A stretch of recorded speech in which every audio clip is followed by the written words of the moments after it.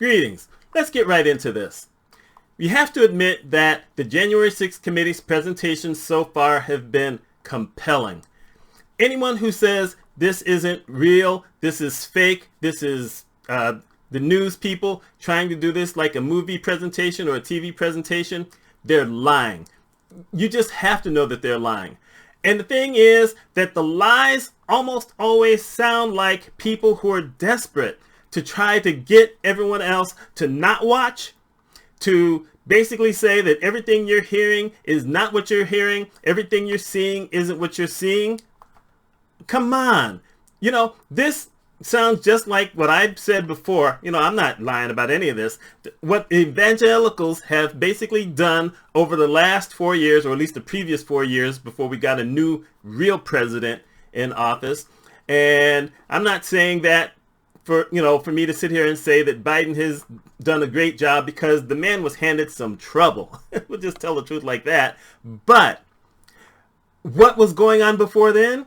Every bad thing that the orange guy did, because that's all I'm calling him, they just believed it and said, well, this must be the guy that we have to follow. And the thing is, he violates everything that supposedly evangelicals believe in. So, you deserve to be lied to. I understand why you can't think for yourself. I understand why you have no logic, because what you're being told to do by the people who you made as leaders is horrible. And by the way, there's been a pretty nice defection of people from the church. Not enough so that enough people have kind of come back and said, hey, you know what? We were scammed just like the QAnon people. But, you take what you can get. So I want to talk about some of the specific things, and I'm not going to get super detailed because, my goodness, let's see if we can keep this one under 15 minutes. That's the best I can hope for. And I wrote them down on a card this time rather than this big sheet of paper. So the first one, about the January 6th commission being partisan. Let's talk about that real quickly. True, almost everybody on the commission is Democrat.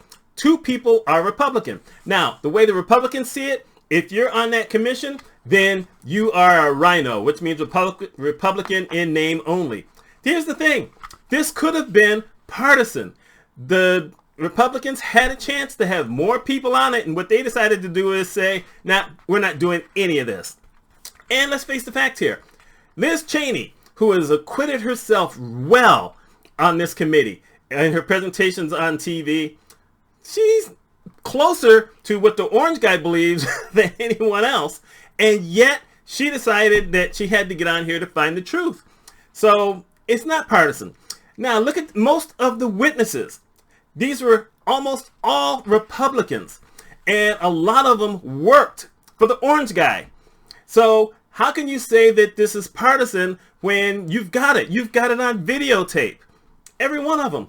They say he knew the election was lost. They say that he knew that what he was going to try to do was illegal. He didn't care. So it ain't partisan. You want to stick that way. I know Faux Spews wants to tell you that, but it's not partisan. The second thing, liberals are lying. Okay, who? It hasn't been a single lie yet. Maybe they'll say something as it goes on, but liberals haven't had anything to lie about. The voting machines were accurate. It's all been Republicans who are trying to overthrow the election by saying that the votes weren't fair, without anybody really thinking about it. If this was going to be a scam, why would they just target the orange guy? Why didn't they target every single conservative who was running for office? That would have been much easier. It's hard to do anything about federal government, but it's easy to do stuff against state government or local government. I'm not saying it's easy. I'm just saying it's easier. You could hide that easier. So, give me somebody. Who are you going to say? Pelosi? What did she have to do with it? There's no one in Congress who can do anything about voting in every single state. It can't happen. Number 3. Rich Perry. I had to write this down. Rick Perry, because I didn't have the name. I was thinking about the former governor from Texas. He tried to overturn votes in Pennsylvania. And then he said he didn't. Well, a lot of Republicans did that in their different states. They were willing. There were a whole bunch of people who were willing to take on a role that they hadn't been tasked to do by firing the people who had been tasked to do that, which are the electors in a bunch of different states. They tried to do a lot of stuff, and it all got shot down by federal judges. So, you know, what are you trying to say here? It was illegal. You can't do it. And some of the points that have been made since then are true. If that was true, if that you could do something like that, then what would have stopped Al Gore from doing that in 2000, which was really closely contested, and the Supreme Court basically gave Bush the job. But did you hear him crying about it? No. He was the vice president. He knew he had to go in and he had to count the votes the way they came down. Yes, he was disappointed. He really thought he won. He won the popular vote. But based on how things go, there you are. And the truth be told, every other previous president, because there's been enough of them, who probably could have stayed as president if the vice president had violated the law, but none of them did. So there's that one. Then we got Barry Loudermilk. I just want to laugh every time I hear that name. I'm sorry. But let's look at this guy. The latest thing he's saying is, no, I took some people around. It was a family, and I just let them, walk them around, and they saw some sights. Well, this is the same guy who last year said he didn't do anything, that he never led any people anywhere. He did not do any kind of tour on January 5th, the day before. That's what he said, until they found footage. And then he said, well, I just, took this family around and I showed, it was just, 4 or 5 people. Well, now there's turned out to be 15 people, and you see some of those people taking pictures of weird stuff. He's saying, well, people tend to do that. They see things that they think is fascinating, they just take pictures. Well, you lied about the first one, you lied about the second one. The third one is plausible, except one of those guys is found on film the next day talking about he's going after specific people. Now, they don't have proof that he was in the Capitol, but there's proof that a lot of the people he was talking to, and he's recording it, and he recorded it live on Facebook. What kind of idiots do that? But he recorded it live on Facebook, talking about who they were going to go get. And they knew where to go to try to find people. They couldn't always get through everything, thank goodness for that. But, this guy has lied every time. He's lied for an entire year. And by the way, let's talk about, and I don't remember all the names, so I'm not even going to try, but there's a whole lot of Republican politicians who tried to get permissions. They tried to get pardons from the orange guy. Now, they're trying to say they didn't do it, but they've got that documented as well. Why or how? Because some of the other Republican people who were a part of this thing, they knew what was going on. They didn't support it, but they knew about it, have named names. Like I said, this isn't Democrats saying it. It's not liberals who are saying it. It's people who were there, who were trying, at least initially, to help the orange guy in understanding you didn't win this, and trying to offer him ideas about, you need to, stand down on this. So there's that one. And then the Faux Spews pundits. Let's talk about them for a minute. Now, of all things, Tucker is the one guy who I can't really say anything about, because even though he's worthless, he spouts nothing but lies, he's nothing but a troublemaker. This is the same guy until the day before Russia invaded Ukraine was talking about how great Putin was, and then the next day when they invaded the Ukraine, he went at 180 against him, and then he has found ways to find a way to boost Putin back up slowly but surely. He didn't do anything on the 6th. However, we got Hannity, who basically said this thing was a sham, it didn't happen, it was almost nothing. Who we got texts, a whole bunch of texts that he was sending to folks in the White House saying that the orange guy, he needs to stop this, he needs to say something, he needs to do something to protect those people. This is going to mess up his legacy. He's the one who recommended that the orange guy pardon Hunter Biden, They've got it. And Ingraham, they've got her text. I have no clue how they did that, except that, you know, maybe Republican pundits and obviously politicians aren't smart enough to know about these things called burner phones. I mean, they got Jenny Thomas now, the wife of the Supreme Court Justice, who has been voting on stuff that he shouldn't have. He should have recused himself from it. But of course he can't, or he didn't, because his wife was a part of it. And he knew, as much as he's going to sit here and say, well, no, me and Jenny have never talked about politics. She does what she does, and I do what I do. Come on. We're not buying that. So that's how come they didn't show it the first night. The others have been during the day, but that first night, not only did they not show it, but they didn't have any commercials. Think about that. You put on your news and you put on your TV shows so that you can get all this commercial money, and they didn't allow it. So, you know, and they're not the only ones. There's others who have been involved in this. So there's that. Then the Riot film. This is just a few people who decided they wanted to go in, walk around, take a look, and leave. That film that they showed on the first night, anyone in America who didn't watch that and didn't think that wasn't scary, y'all were lying. You know that was lying. You want to know how you know that was lying? Because at one point you see film or video, I keep saying film because I'm an old guy, but you see video of McCarthy and others trying to leave with a lot of protection. They were scared. So you have that. You have Boebert. I call her Miss Pretty because I really hate calling her name. But let's look at her. She, even though she was in there, was broadcasting where Pelosi was until a Republican politician said to her, are you telling people where we are and where Pelosi is, whatever? She says, well, yes, I've been doing that. Says, what's wrong with you? Are you trying to get us killed? She says, well, I just thought that it would be honest to tell everyone what was going on. You know, come on. This was what it was. This was an insurrection. Insurrection. Proud Boys. Oath Keepers. They had all kind of guns hidden. They built a noose. They did all this stuff. Some of those folks did have weapons. Maybe not necessarily all of them had guns, but some of them had guns.